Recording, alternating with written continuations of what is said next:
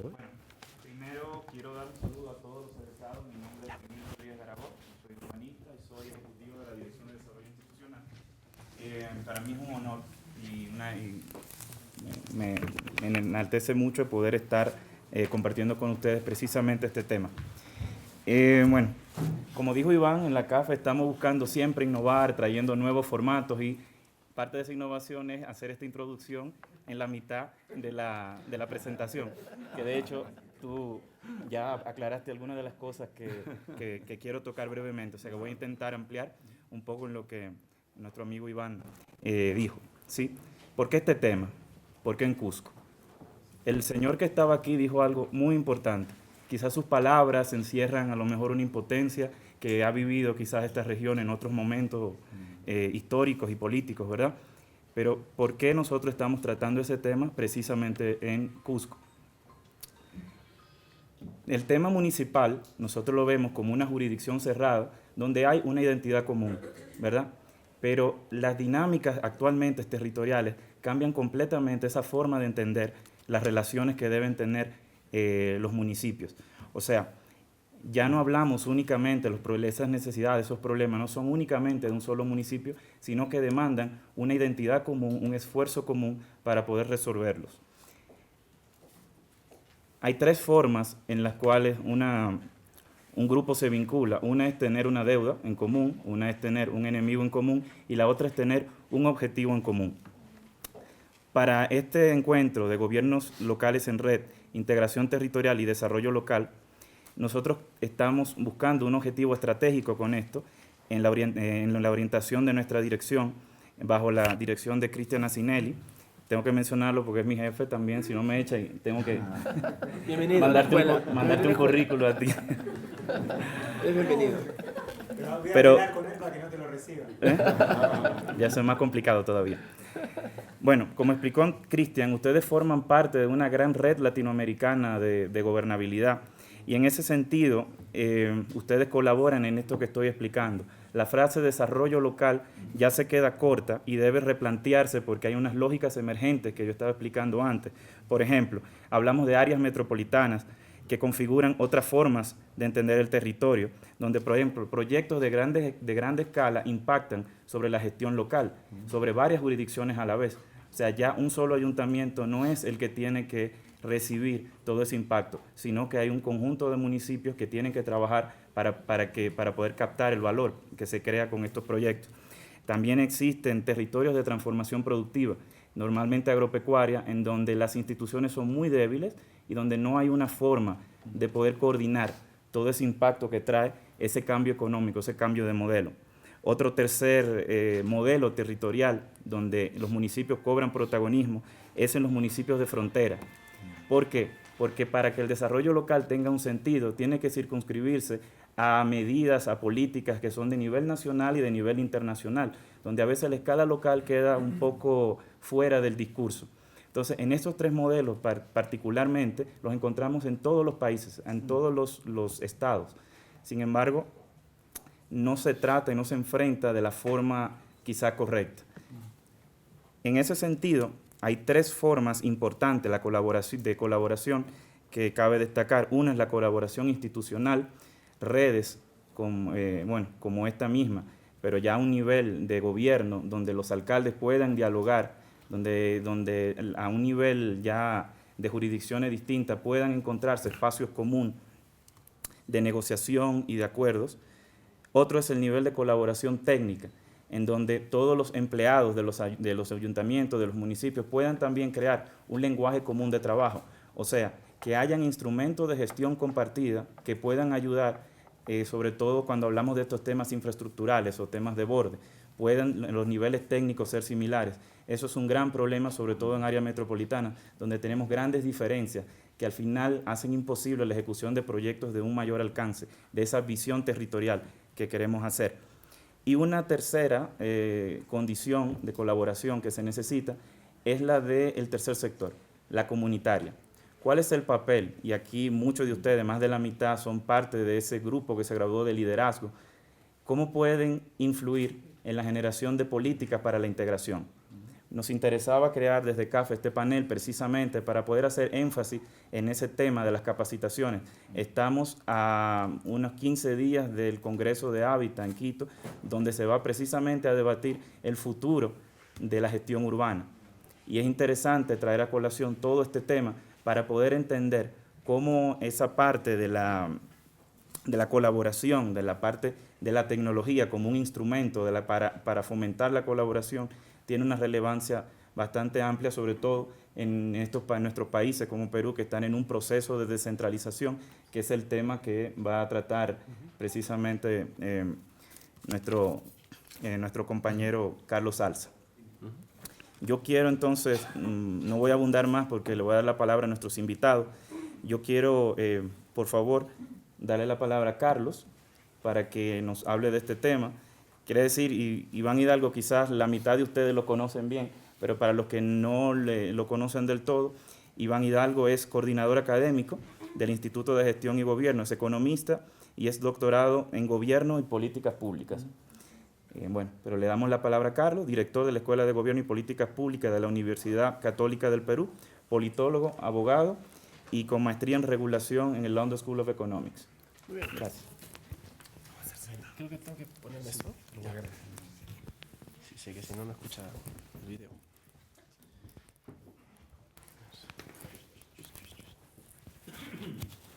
Ya está. Ya. Muy bien, muy buenas tardes nuevamente. Sí, lo que acaban de presentar es exactamente más o menos la línea por la que yo quisiera seguir ahora. Creo que la complementaría bien lo que Iván ha mencionado al inicio, que es una mirada desde dónde miramos el desarrollo y hacia dónde miramos el desarrollo desde los gobiernos regionales y locales, ¿no? A veces creo que, y esto es una constante, lo digo además porque viajamos mucho haciendo capacitación, por ejemplo, a gobiernos regionales, locales en muchas regiones del país, y siempre hay una mirada a veces hacia adentro. Y creo que es muy valioso pensar hacia afuera, pensar en cómo nos articulamos y cuáles son las agendas. El otro día teníamos una reunión con la Asamblea Nacional de Gobiernos Regionales y les decía lo mismo, ¿no? Les decía, hay una agenda global, hay una agenda de ingreso del Perú, por ejemplo, hoy día a la OECD, que se está discutiendo, un club de países desarrollados y por supuesto con grandes recursos, que además, quizá más que el hecho de ingresar realmente, el proceso de prepararse para ello ya resulta valioso para el Perú porque significa hacer mejores políticas, mejores instituciones, coordinar mejor y por supuesto engancharse a estas estrategias y miradas globales que tienen que ver, por ejemplo, con asuntos muy claros, la inequidad, los problemas de falta de igualdad y de equidad en los países, especialmente los latinoamericanos, es un tema de agenda hoy día para las agendas internacionales. Es curioso cómo el Fondo Monetario Internacional hoy día, sus propios funcionarios han empezado a repensar el tema de si realmente el problema del crecimiento y la equidad van de la mano y hasta dónde realmente estamos yendo por el camino correcto o no. Y ojo que son quienes finalmente nos dieron las fórmulas, ¿no? Y entonces, claro, un repensar esos temas es en realidad revolucionar de algún modo. Ha terminado el artículo publicado en el Financial Times y en una discusión furiosa a ratos con algunos actores. La misma presidenta del fondo lo mencionó aquí en Perú cuando estuvo hace unos meses en la reunión precisamente que juntó a los gobernadores y a los miembros del Banco Mundial también. Entonces digamos que hay una mirada hacia afuera que está latente, el tema de la igualdad, de la falta de equidad, los problemas de la democratización, los problemas por supuesto directamente lo que tiene que ver con el crecimiento económico y las crisis internacionales que están por allí y el tema de la seguridad internacional que también por supuesto aparece. Entonces en todo esto el problema de la competitividad, de la productividad que nos ha mencionado Iván creo que es absolutamente relevante. Yo quería más bien mirar ahora nuevamente hacia adentro. ¿Pero por qué mirar hacia adentro? Porque contradictoriamente podría parecer contradictorio, ¿no? Decir, bueno, siempre están mirando hacia adentro y ahora decirles, bueno, volvamos a mirar hacia adentro. Pero la idea es mirar hacia adentro quizá pensando en articularnos a algo un poco diferente. Voy a pedirte que me controles en el tiempo porque si no podría hablar 2 horas. Ya. Entonces, podemos entrar al... El título me ayuda y lo quería mencionar antes porque creo que hay que buscar nuevas formas de desarrollo, nuevos enfoques de desarrollo. Y eso es bien interesante porque pasa, en mi opinión, por revisar las ideologías, las formas en las que vemos las cosas, la forma en la que nos ponemos, los anteojos con los que miramos la realidad, diría yo, Y lo segundo es cómo construimos efectivamente instituciones e institucionalidad para que esto funcione.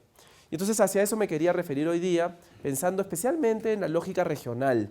A ver, pongo gobiernos regionales porque es un decir, pero en realidad estoy pensando en la región, ¿de acuerdo? Sigamos. Un asunto interesante es que creo que habría que revisar qué cosa ocurrió con esto de la descentralización, porque no es un tema sencillo. Y fíjense, nosotros tenemos cursos en la maestría de Ciencia Política, en la nueva maestría que estamos abriendo ahora, que acabamos de anunciar hace 2 días en el Seminario Reforma del Estado, la maestría en Gobierno y Políticas Públicas, y una discusión seria fue, bueno, ¿y vamos a meter cursos de descentralización o no? Y es bien interesante porque, y luego la pregunta es, ¿y quién va a dictar ese curso? ¿No? Porque una posibilidad es hacerlo como clásicamente se hace, convocas a alguien y se pone a dictar la ley de base de descentralización, la ley de gobiernos regionales, la ley de municipalidades, todos los reglamentos, las competencias, y la verdad es que de eso ya tenemos bastante y todos sabemos las leyes. Entonces ese no es el problema es otro con el tema de la descentralización que quisiera mencionar ahora. Sigamos. Uno es que es un concepto muy difuso y en realidad muy confuso también.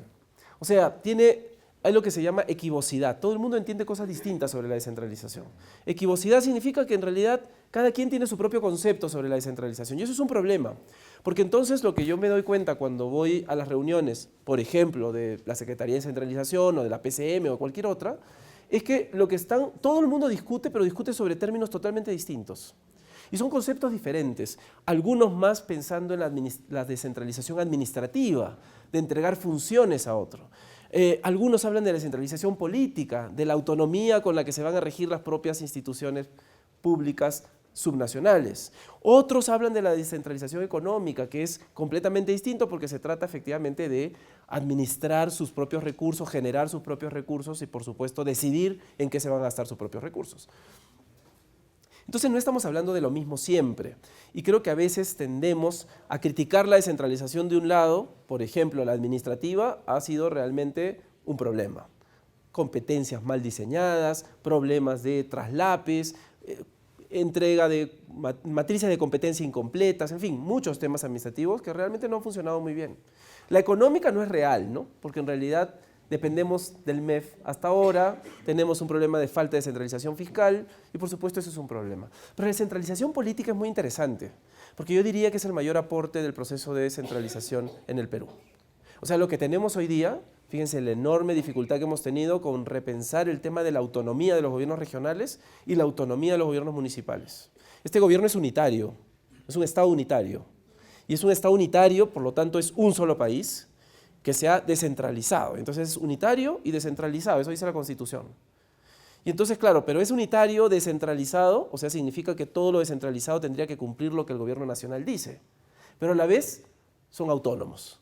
Entonces, claro, esto es la esquizofrenia total constitucional, ¿no es cierto? Porque, claro, ¿cómo uno puede ser unitario, descentralizado y autónomo a la vez? Eso es el Estado Federal norteamericano, de Brasil o de México. Ahí son autónomos y entonces uno puede declarar la pena de muerte en un estado y el gobierno federal puede decir que no hay pena de muerte y entonces todo funciona. Pero el gobierno nuestro no es así. Tiene una unidad, tiene una descentralización y a la vez hemos creado este concepto de autonomía que es un concepto raro. Fíjense, el Tribunal Constitucional definió esto hace varios años y dijo la autonomía en el Perú, como es unitario y es descentralizado, no puede ser entendida como la posibilidad de tomar decisiones fuera del modelo nacional. Cerrado el tema. Y entonces lo que dice el Tribunal Constitucional es la autonomía es una garantía institucional para que el gobierno local y regional vaya adecuando a su región lo que en el gobierno nacional ocurre. Y entonces teóricamente el gobierno regional y el gobierno local tienen autonomía, pero no autonomía para dictar cosas en contra del de arriba, sino para adecuarlo de arriba a sus necesidades de abajo. Es más o menos la idea. Claro, por eso es que cuando a alguien se le ocurrió decir no a la hoja de coca, sí a la hoja de coca, y el gobierno había dicho no a la hoja de coca, de pronto le salieron con una sentencia y le dijeron no, pues tranquilo, acá tú tienes que en realidad cumplir las regulaciones nacionales. Cuando en el norte a alguien se le ocurrió hacer su AFOCAT, su fondo de seguro de accidentes, de tránsito, que era menos protector que el SOAT, que era una norma nacional, le dijeron un momento, acá no puedes hacer eso, porque en realidad tienes que regirte por las reglas nacionales. Entonces, claro, nuestra descentralización en el fondo se da en un marco de descentralización nacional, unitaria, se descentralizan las funciones y aparentemente, según lo que yo he dicho hasta ahora, los gobiernos locales y regionales tienen que estar en realidad, entre comillas, sometidos al gobierno nacional. Pero eso tampoco es real. Eso es lo que ha dicho el juez, el Tribunal Constitucional. Pero tampoco es real, porque los gobiernos regionales reciben hoy día canon por las propias leyes del sistema, con lo cual tienen recursos para, algunos tienen más recursos que varios ministerios y unidades autónomas. O sea, hay municipios y gobiernos locales y regionales en el Perú, en esta zona, además en Cusco, que tienen más recursos que la Defensoría del Pueblo a nivel nacional, con sus 43 oficinas. Es real. Y deberían colaborar con la Defensoría porque vale la pena. Y entonces, una de las cosas interesantes es que en el fondo lo que tenemos es un gobierno, y fíjense lo importante que ha sido que el presidente venga a conversar con gobiernos locales y regionales. Si solo fuesen meros operadores de fórmulas que algunos llaman X entonces Y, o sea, lo que dicen en Lima se tendría que cumplir en Cusco. Si fuese tan fácil como eso, no habría tanta necesidad de que el presidente de la República, Pedro Pablo Kuczynski, venga y tenga que negociar y haga acuerdos políticos y establezca relacionamiento con el gobierno regional y local. Si lo hace, en el fondo, es porque esas autonomías, en realidad, que constitucionalmente se han establecido como garantías institucionales y que en principio deberían ser aplicación del gobierno nacional, en el fondo tampoco lo son totalmente. Y sí hay posibilidad de hacer política regional y política local y política pública regional y local con ciertas libertades y ciertas funciones para resolver problemas y para resolver asuntos que son absolutamente locales. Y en ese sentido, creo que la capacidad de los gobiernos regionales y locales de hacer política pública local espacialmente respecto de su jurisdicción es muy fuerte. Sin embargo, tenemos todavía problemas y dificultades de capacidad, lo vamos a ver ahora. Pero entonces creo que la descentralización allí tiene elementos que hay que repensar muy claramente. El modelo no es tan sencillo, hay un problema de arquitectura institucional crítica. Fíjense nomás lo que mencionaba Iván hace un momento, el tema de las circunscripciones, cómo han sido construidas. Tenemos en realidad una especie de delimitación política, le llamamos, ¿no? Los departamentos y las regiones que se han construido sobre esos departamentos, pero que no se condicen con la realidad productiva o la realidad geográfica y accesibilidad de las regiones. Entonces, a veces en alguna región, para ir de la capital a una ciudad, tenemos que irnos a otra región y luego volver a subir. Entonces, claro, porque no hay conectividad, porque en realidad no es una región realmente. Tendría que ser dividida y partir de otra manera. Entonces, claro, allí tenemos problemas serios. Y lo segundo es que tenemos problemas serios de estructura. Por ejemplo, Lima Metropolitana tiene un serio problema para gobernarse. Tiene 43 distritos, encima tiene un gobierno provincial, que en realidad es gobierno regional también de Lima, que además es gobierno distrital de Cercado de Lima, y entonces cuando uno quiere construir siquiera un corredor que cruza 8 distritos o 12 distritos, tienes que negociar con 12 candidatos o 12 posibles futuros candidatos a la alcaldía de Lima. Que además, por supuesto, te van a decir, no, por acá no pasas. Y ya hubo aquel que sacó sus candados ahí en las rejas y dijo, por acá no pasas, ¿no es cierto? Entonces, esa estructura es una estructura compleja y hay que revisarla. Y esto tiene que ver directamente con el modelo de centralización que hemos construido, que en mi opinión ha sido y es fallido, pero que uno se podría imaginar y decir, bueno, hay que cambiarlo. Tampoco es tan fácil, porque eso hay que cambiarlo en el Congreso, hay que hacer reformas constitucionales y eso pueden pasar otros 20 años a ver si algún Congreso se anima a hacerlo y a perder además ese caos, que cuando hay algún caos siempre hay alguien que saca provecho de eso. Entonces eso es más difícil de manejar. Siguiente. Este es el proceso que hemos tenido en el protagonismo de los gobiernos regionales y de la descentralización en general. Fíjense, son modelos bien raros, ¿no? El modelo de Alan cuando hizo la descentralización, la regionalización le llamaron en aquella época, eran casi pequeños estados que tenían sus propios parlamentos y sus propios gobiernos. Una cosa rara, seguíamos siendo unitarios, éramos regionalizados y funcionábamos casi como gobiernos estatales o federales. Una cosa rarísima. Y a pesar de eso, tampoco funcionó. Luego tuvimos este modelo de recentralización del Estado con el caso de Fujimori. ¿Les acuerdan que desaparecieron los gobiernos regionales y se crearon la CETAR? ¿No? Los CETARes, los comités transitorios de administración, consejos transitorios de administración regional, así eran consejos. Los gobiernos, el gobierno de Toledo, que inició esta reforma del 2001 constitucional, que es la que hoy día tenemos, y una negociación en el Congreso que nos dio la ley de bases, la ley orgánica y varias otras cosas más, que es lo que nos llega hasta hoy día. Entre el 2001 y hoy día, ¿qué ha pasado? Básicamente el intento de una reforma, de una descentralización administrativa, pero la política ni la económica parecieran que han tenido lugar, ¿no es cierto? Sigamos. 10 minutos, perfecto, perfecto. Tengo 10 láminas. Sigamos.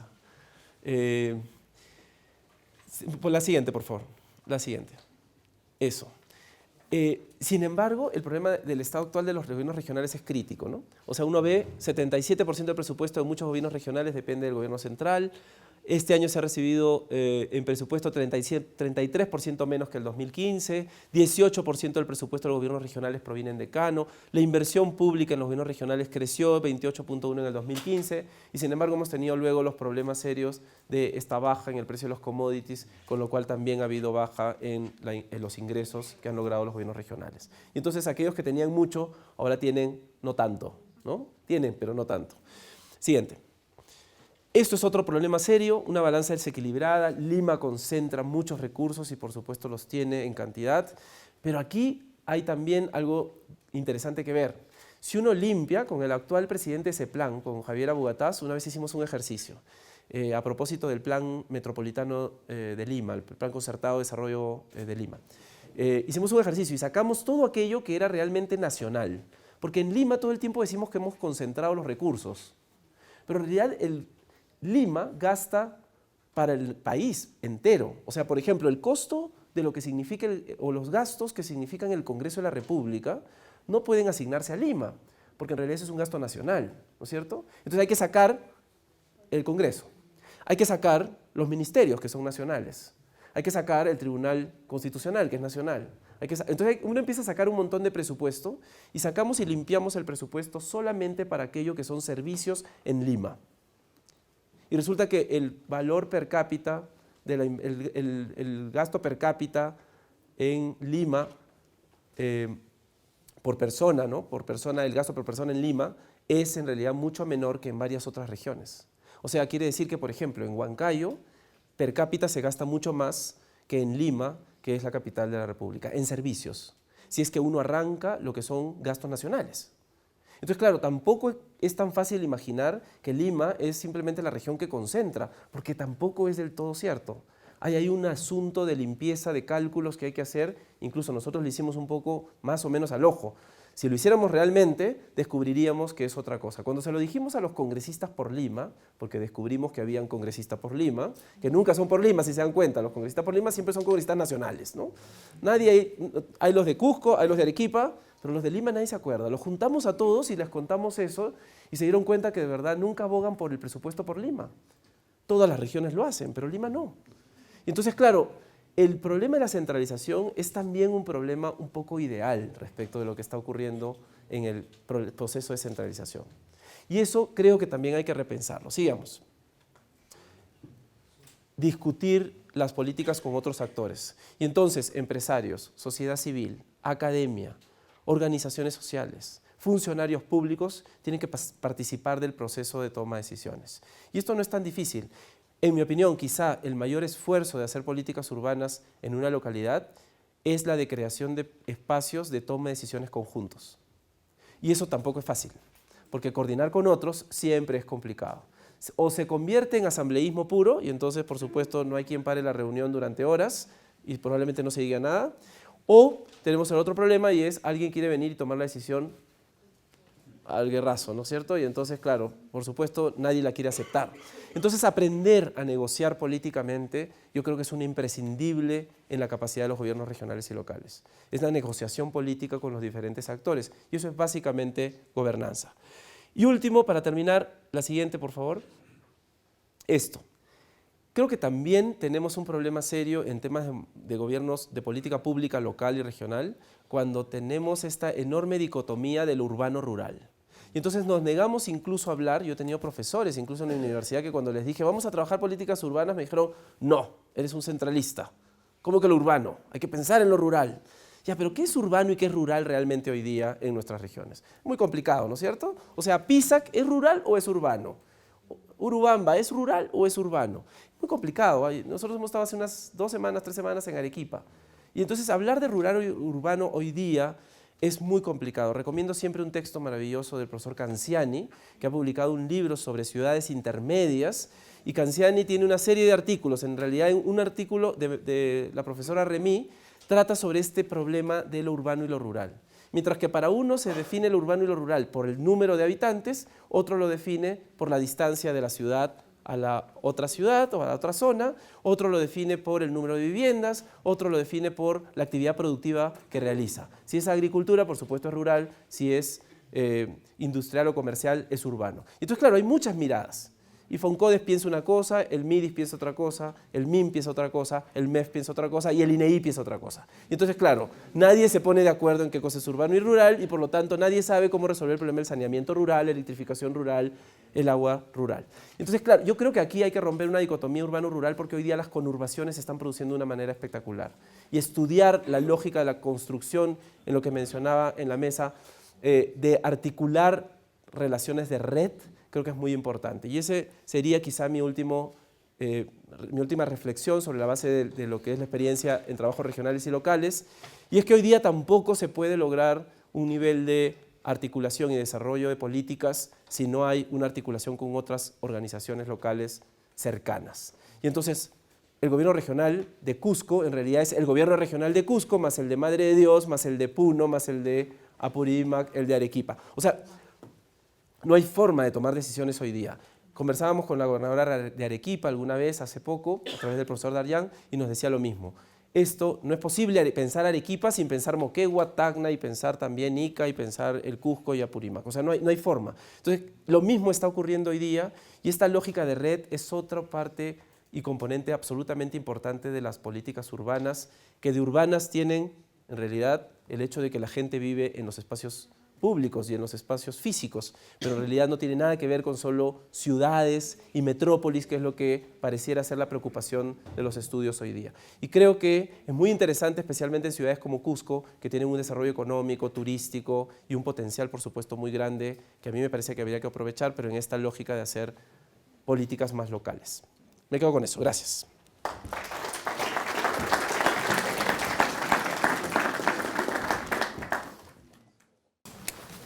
Buenas noches con todos los presentes.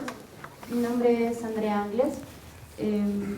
Lo que he podido entender mayormente de las exposiciones es que tenemos un gran problema de capacidad. Entiendo que esto se puede traducir a que tenemos autoridades o representantes con pocas capacidades para poder desarrollar las políticas públicas, para implementar los instrumentos necesarios para poder desarrollarnos como país, como región, como ciudades.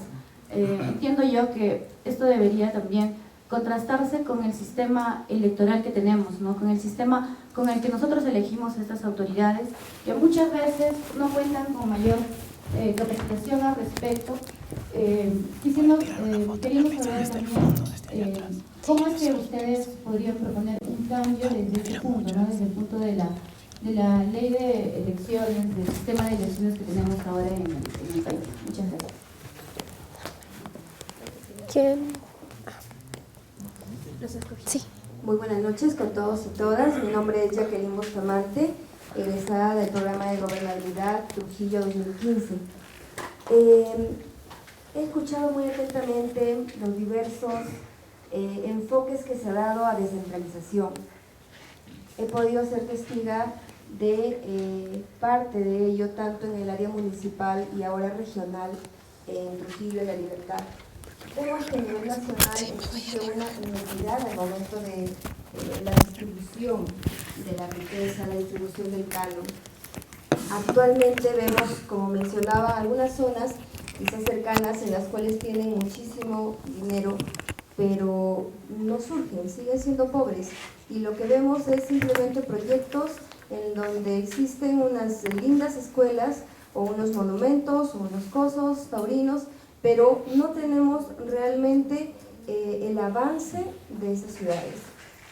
Actualmente, si nosotros vemos que dentro de las 3 descentralizaciones que hemos mencionado, la política es la que más ha surgido, ¿de qué manera podríamos aportar nosotros para que la descentralización administrativa pueda superar los problemas que tiene y la descentralización económica llegue a ser real y no irreal como es en la actualidad, en donde solamente nos han trasladado funciones y nada de dinero? Gracias.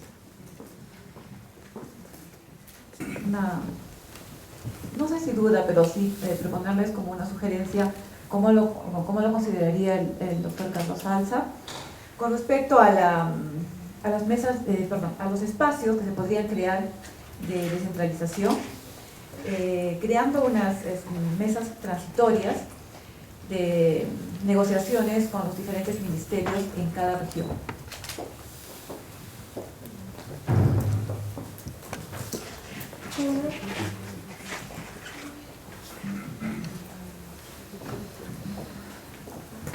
Tengo muchas inquietudes dentro de lo que se ha participado en esto de políticas urbanas. De hecho, que es muy importante, es trascendental dentro del desarrollo que tenemos actualmente, pero hay un tema que debería sí tomarse en cuenta, y es el recurso humano. En el Perú tenemos un gran problema de identidad, y la identidad está dada porque casi el Perú es como un pastel de 1000 hojas. El que sale a la puerta hace una diferenciación hasta racial, y esto implica no solo en el ámbito económico, sino social. Entonces, creo que el fortalecimiento que tiene que haber es que tenemos que entender que somos peruanos, que no hay otra palabra que no sea peruano. Entonces, creo que el trabajo, no solo de desarrollo a futuro de las instituciones, tiene que ser dada y también de la sociedad civil. No hay forma de crecer si no tenemos identidad. Y este es el punto fundamental dentro de lo que tendrá que ser el liderazgo futuro. Si hablamos de redes, hay algo que tal vez yo creo que se está obviando, que es, bueno, desde mi especialidad, que son las relaciones internacionales. Y vemos que también el financiamiento de la red latinoamericana se habla, y más aún que se va a hablar en Quito de hábitat, que los decisores vamos a ser los locales. Entonces estamos pensando de lo local a lo global. Entonces, ¿qué hacer ahí? Además, tenemos en el Cusco dos grandes, digamos, pensadores globales, y que han ejecutado. Uno es Daniel Estrada, que gracias a su visión trajo recursos que hoy lo tenemos masificados en infraestructura. Y otro, que tenemos Daniel Rodríguez Cuadros, embajador, que él piensa justamente de reestructurar el Ministerio de Relaciones Exteriores, ¿no? Donde la implicancia tendría que ser la función de esos gobiernos locales, ¿no? Entonces, ¿qué oportunidades ahora se nos presentan frente a eso? Porque si hablamos de descentralización tendríamos que empezar por el proceso de construcción de identidad. Lo que yo percibo es que es complicado porque en general la mayoría de peruanos a nivel de las regiones tiene un complejo de victimización. Entonces es la región contra Lima, que es la mala, que es A, B, C, D cosas, y en ese proceso es complicado empezar a pensar en descentralización de manera equitativa, en el hecho de que yo soy igual que tú y tengo las mismas competencias o las mismas capacidades. Entonces, eso también nos lleva a ver el tema de decisiones compartidas, porque si soy víctima, ¿cómo voy a compartir un proceso de decisión? Lo digo, por ejemplo, a nivel de los gobiernos regionales en sus espacios de concertación.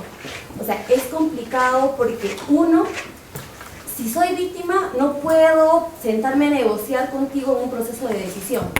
Y si no puedo sentarme a negociar eso, evaluar las políticas públicas existentes es más complicado. ¿Cómo planteo políticas públicas nuevas si no he evaluado las que tengo? Uno, y dos, porque tampoco tengo claro cuál es la metodología en el diseño de la política y en la evaluación.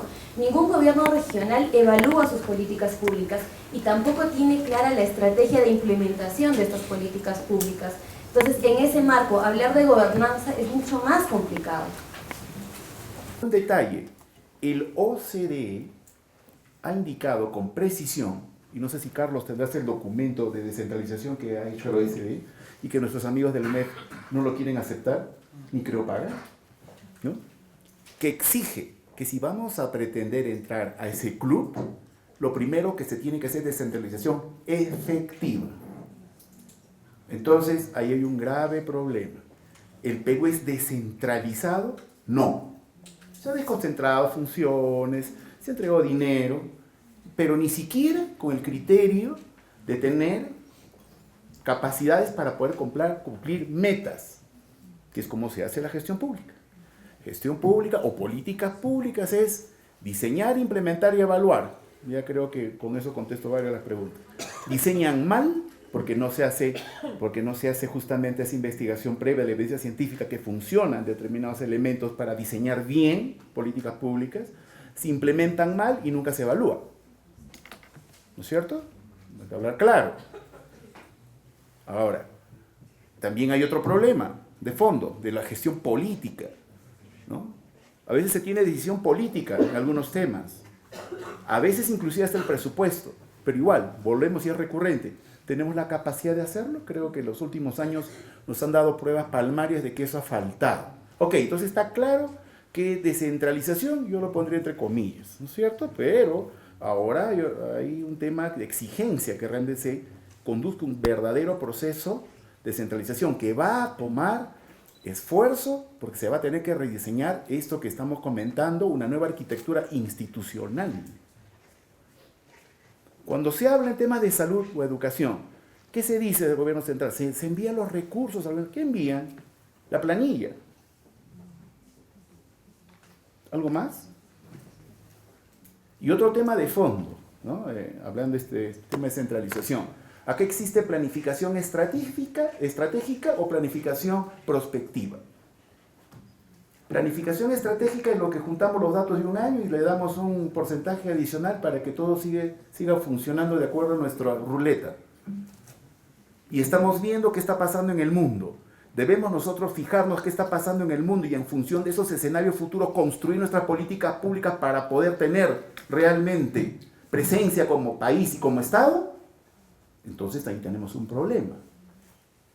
Tenemos planes de desarrollo regionales, planes de inversión regionales o listaditos de obras que si uno ve la priorización no obedece necesariamente a lo que necesita el municipio, la región o la nación. Ustedes saben cómo se mueven estas cosas. Carlos, el último evento que hubo acá en Cusco con los presidentes regionales. El presidente electo Kuchik pidió los planes de inversión. ¿Y qué recibió? Listita de obritas. Entonces, creo que falta, siempre insisto, nosotros desde la academia tenemos este afán y nos sentimos acompañados de la CAF para lograr este asunto. Debemos seguramente tomar pasos más agresivos, no lo dudo, pero también cada uno desde su puesto tenemos que generar estas discusiones, cada uno en su lugar, ¿no? Ustedes que están en la administración pública o en la sociedad civil o liderando algún espacio dentro de la ciudadanía, la sociedad civil, que es tan importante. Este es un tema que tenemos que potenciar porque si no, no vamos a salir, sino de estar eligiendo cada 5 años un administrador de crisis. Cuando necesitamos liderazgo, cuando necesitamos realmente un conjunto de ciudadanos que nos den los derroteros para cambiar la situación de nuestro país. Que hemos visto cuando nos comparamos por dónde andamos. Ok, otro tema.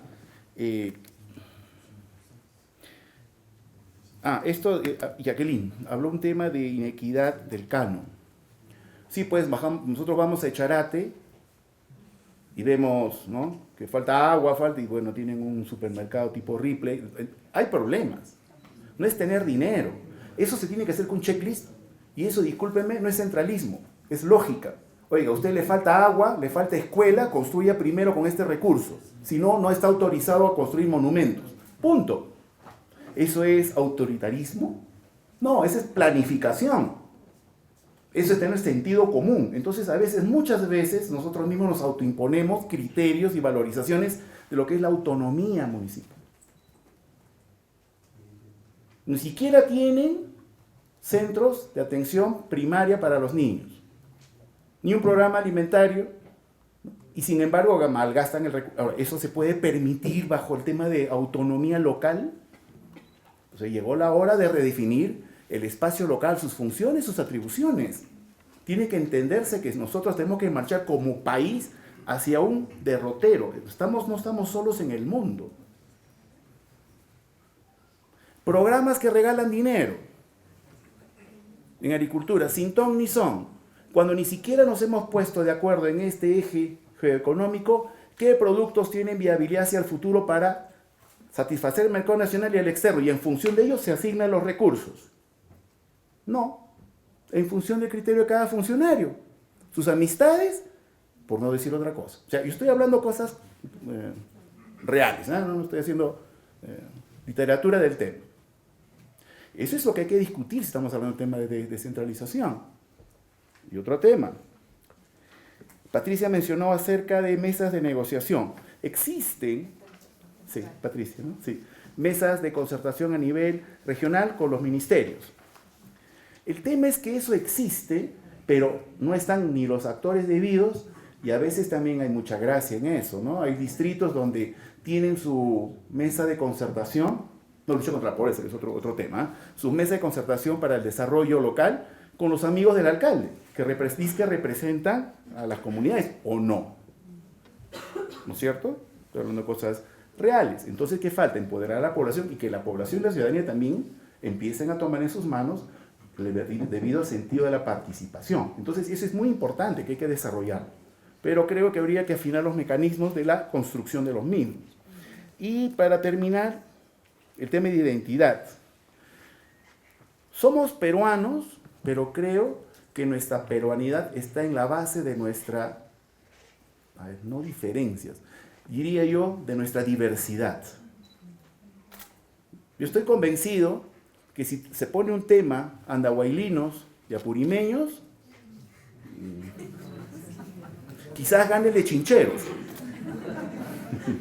Y el de Chincheros se siente más cusqueño que apurimeño.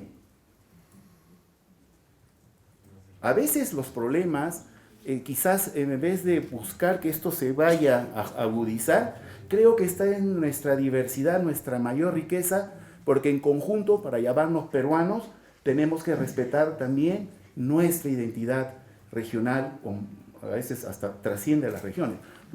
Hay un espíritu, ¿no?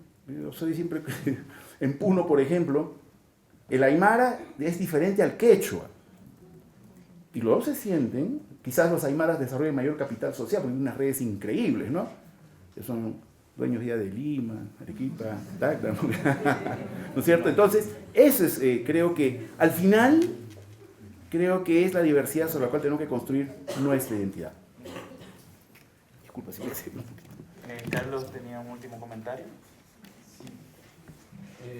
Muy rápidamente, pero a ver, sobre la pregunta que hacía Emil al inicio, me parece que creo, a ver, después de uno revisar la literatura, uno diría que, y lo que ocurre a nivel latinoamericano especialmente, pero uno diría que las políticas urbanas son básicamente un enfoque, o sea, una forma particular de ver la forma en que se hacen políticas públicas en una localidad determinada. Y, por supuesto, la lógica es más hacer políticas públicas de lo local hacia arriba, más el enfoque que le llaman bottom-up, de abajo hacia arriba, antes que empezar simplemente a ejecutar de arriba hacia abajo. Lo que no significa y no niega que haya interrelaciones, por supuesto, porque a veces mi política local necesita, digamos, un nivel de interrelación con el gobierno nacional. Y eso, ahí es donde falla el problema, ¿no? Porque ahí no hay espacios. Y ahí voy a la siguiente pregunta que mencionaba su compañera aquí, y es, claro, ¿qué pasa con estos espacios convocados nacionales? No existen, pues los hemos destruido. En los últimos gobiernos, en realidad, el Consejo Nacional de Descentralización desapareció, la Secretaría de Descentralización, en realidad, digamos, es una secretaría técnica que la verdad no ha aportado mucho ni sustantivamente en los últimos, por lo menos 5 años. Y ahora hubo la propuesta del Ministerio de Apoyo a las Regiones, el MAR, que hizo Kuczynski, pero tampoco ha sido una idea muy bienvenida. Entonces, digamos, hay un problema, creo, allí de diseño institucional que hay que construir para que esto funcione. Y yo sí creo que lo que pasa es que además, y ojo, ya, esto no es un problema de capacidad institucional regional, sino un problema de capacidad institucional nacional. Y es que los ministerios no tenían claro su rol. Y recién están entendiendo qué cosa es esto de ser ente rector.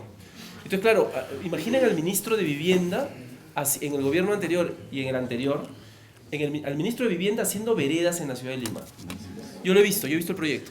Y he visto cómo se asignaban recursos para hacer veredas. O sea, ese señor está desubicado, no tiene idea de qué está haciendo en el ministerio. Porque su ministerio no es un operador de servicios. Yo estuve presidiendo una comisión de transferencia ahora en el gobierno, en el entrante de gobierno, Comisión de Cultura. Y una de las cosas que dijimos ahí y que verificamos es que, claro, los ministerios en el fondo tienen un montón de servicios públicos que ofrecen directamente, cuando en realidad esto tendría que estar organizado en función a los municipios, gobiernos regionales y unidades de servicios.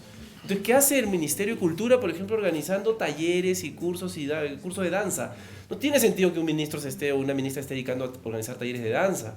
Eso lo tendría que promover en los gobiernos locales y regionales, que creen sus centros culturales, su Casa de la Cultura, que establezcan un sistema de acompañamiento a los gobiernos locales y regionales para que se genere los concursos de cine, los concursos de arte. O sea, es otra la lógica del gobierno nacional y eso no funciona hoy día. Ha empezado a mejorar y creo que estos ministros tienen, los de hoy por lo menos, tienen una mirada un poquito más en ese sentido. Y eso, por supuesto, no es fácil, ¿no? Entonces creo que ahí hay que crear espacios, y esos espacios son los espacios de articulación y de diálogo. El ministro de Producción estuvo hace unos días el ex ministro de Producción, Piero Guess, estuvo hace unos días en un viernes económico, 3 ministros de Economía, ex ministro de Economía. Y uno de ellos, él mencionaba y decía, claro, una de las experiencias interesantes que hoy día lo reconocen como un experto y un innovador, es que creó mesas con los sectores productivos, generando espacios de diálogo entre empresarios y autoridades locales, regionales y nacionales. Y es muy interesante porque en realidad crear un espacio de diálogo ya parece una gran innovación. Claro, es que eso es el trabajo que hay que hacer. O sea, el trabajo de los gestores es básicamente resolver problemas articulando diversos actores. O sea, coordinar, ¿no? Y eso es lo que tendrían que hacer los ministros, o sea, establecer espacios de coordinación con diferentes sectores y hacer que eso funcione. Bueno, eso que parece tan obvio, que parece de sentido común, es muy poco común en el Estado. Y entonces es lo que yo creo que hay que fomentar, ¿no? Y termino aquí, el tema de la reforma electoral, yo creo que eso es clave. O sea, creo que la reforma electoral es un imprescindible. O sea, porque lo que se ha hecho es una reforma insuficiente, ¿no? O sea, se han cambiado en realidad, se han puesto curitas al enfermo, ¿no? Es un enfermo que tiene seguro 7 enfermedades y 4 epidemias, y en realidad le han puesto curitas para ver cómo se... Pues claro, que si se sanciona porque das una dádiva, que si en realidad te registras antes o después, nada de eso cambia realmente las cosas, ¿no? O sea, creo que hay un problema mucho más grande y hay una poca mirada, creo que está cambiando, de lo que son en realidad los movimientos regionales y locales, que no se les reconocía como partidos y que en el fondo yo creo que están presentando una dinámica política muy diferente.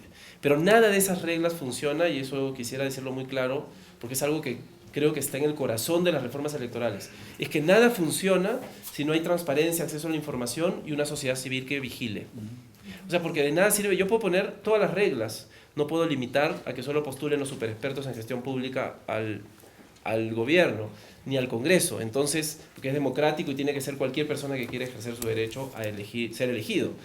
Pero lo que sí tengo que exigir es que la sociedad esté permanentemente atenta de quién es su candidato, para que sepa si ese señor realmente viene de dónde, qué ha estudiado, qué ha hecho, si tiene o no las capacidades para gobernar. Porque si no, le estoy dando el voto en realidad a alguien que, o sea, que no va a cumplir las funciones que realmente necesita. Entonces creo que sí, la reforma electoral la necesitamos urgente, y ahí hay cambios importantes. El tema del voto del voto preferencial hay que revisarlo, porque eso está generando un efecto perverso. El tema de que haya 30% de los congresistas actualmente no pertenecen a partidos, y entonces lo que está ocurriendo es que va a ocurrir el transfugismo, ocurre la atomización, y luego cuando hay que decidir la descentralización nadie se va a poner de acuerdo.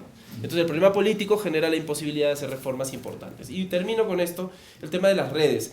Yo creo que absolutamente las redes son indispensables. O sea, no hay forma hoy día de gestionar algo si no es por redes, por organización y por coordinación. Pero creo, lo que dijo el señor, muy importante. Una de las grandes inversiones que puede hacer un gobierno regional y local es en información. Generar información, invertir en tecnología. Porque si uno invierte en tecnología y genera información local, regional, puede tomar mejores decisiones. No hay forma de resolver el problema del transporte y que los buses se caigan si es que yo no identifico los puntos negros en las carreteras interprovinciales o regionales. Y los puntos negros no se pueden registrar si es que no hay un sistema georreferenciado de mis carreteras. Y no hay un sistema de vigilancia con cámaras y que hoy día la tecnología me permite. Entonces, claro, si no hay tecnología, no hay información, por supuesto que no va a haber política pública. Solo les digo esto, y lo he estado estudiando ahora último. ¿Qué políticas públicas en el Perú han avanzado? Aquellas principalmente que han generado sistemas de información. El feminicidio, apareció el observatorio de feminicidio en el Ministerio Público y se empezó a contar cuántas mujeres eran asesinadas diariamente por sus maridos. Segundo, el tema del trabajo infantil. Se hizo la estrategia para erradicar el trabajo infantil, no se avanzó nada. Se hizo la siguiente estrategia, se avanzó porque finalmente se logró establecer una encuesta de trabajo infantil que permitió decidir que no habían 2.800.000 niños trabajando, sino había casi 4 millones. Y así podría mencionar 10, pero seguro Emil me castigaría porque ya me estoy demorando demasiado. Pero lo que sí digo es que hay que invertir en innovación y en educación. Y lo último, solamente, no quisiera dejar de decir esto. Creo que un elemento central es que hay herramientas que uno puede usar. Yo siempre recomiendo acudir a instituciones que ya funcionan. Servir tiene gerentes públicos. Y los gerentes públicos fueron creados. La institución Servir, Marita Cangalaya, aquí politóloga de la PUC, que coordina el programa de gobernabilidad. Ella hizo una tesis que mostraba muy claramente, yo creo que se la debería mandar para que todos la lean, porque es una tesis impresionante. Lo que dice es, el programa fue creado para que las regiones pidan personal capacitado, altamente capacitado, no les iba a costar porque lo iba a pagar el gobierno nacional, iban ustedes a tener 3, 4 gerentes públicos trabajando en su región o en su gobierno municipal. Donde ha ocurrido, y han ido 3 o 4, el asunto ha sido impresionante. Los estándares y los indicadores han crecido de una manera espectacular. Ha funcionado. Claro, el problema es que eso choca a veces con el clientelismo y las relaciones más políticas de las autoridades. Pero bueno, hay que exigir que eso funcione. O sea, y eso implica sociedad civil, funcionarios, autoridades, medios de comunicación que empiecen a presionar para que eso funcione. Hoy día creo que eso es una buena alternativa para mejorar, por ejemplo, los sistemas administrativos, las autonomías políticas y, por supuesto, las autonomías económicas. Si hiciéramos eso, daríamos un paso radicalmente importante y seguramente lograríamos mayor efectividad en las políticas, porque hemos generado capacidad. Bueno. Me toca cerrar este panel. Simplemente voy a apuntar una cosa de algo que dijeron ustedes dos. Tú hablaste de desarrollo humano y tú hablaste del tema de los compromisos de hábitat también, ¿verdad? Hay tres cosas críticas que se van a tratar en hábitat que son importantes de destacar. La primera es que una de las cosas que no se incluyeron, que ha sido tema de debate, ha sido precisamente el tema del derecho a la ciudad, la Carta del Derecho a la Ciudad del 2012. Sí. Entonces, ya a partir de ahí comienza algo bastante crítico, ¿sí? Con el tema de la sostenibilidad, porque se quiere hablar de ciudades más inclusivas, pero nadie quiere hablar de los derechos a la ciudad, de una carta que se firmó. Eso es un tema. Lo segundo es que las ciudades no están representadas en ese encuentro, están representados los países. Se van a tomar decisiones sobre políticas urbanas a partir de políticas nacionales, que son los que van a crear la agenda. Entonces ya hay una segunda pata de la mesa que coger. Una tercera, que está relacionada con eso también, es la parte, yo creo que es la más controversial, es la parte de las aglomeraciones de capital. Se va a hablar precisamente de gobernanza, pero no se habla de esto, o queda como un tema difuso, porque el tema de las aglomeraciones de capital, o sea, el tema metropolitano en sí, y por eso te comentaba, el tema de políticas metropolitanas es un tema difícil de tocar. No hay mucho dato alrededor de eso, porque se basa mucho en negociaciones políticas discrecionales, básicamente. Sin embargo, es el gran tema de futuro, porque los recursos naturales no funcionan en una localidad, funcionan a nivel sistémico. Entonces, esos son 3 puntos importantes. Pero el verdadero desafío que parte de esos 3 va a ser cuál va a ser la institucionalidad que va a ayudar a llevar adelante todo lo que en Quito no se puede hablar. Ese es un tema que queda pendiente. Entonces yo creo que todos los que estamos aquí, y CAF, que de alguna manera ha abanderado este tema de las capacitaciones, está en muy buen camino.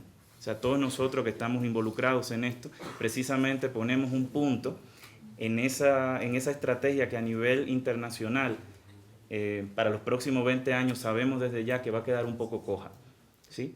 Las voces de las ciudades están representadas en todos ustedes y el diálogo entre ciudades está representado precisamente en estas redes de colaboración que nosotros vamos haciendo dentro de un mismo territorio. Por eso este tema y por eso le agradecemos a los 2 panelistas haber colaborado en crear esta visión que queremos mandar desde CAF también.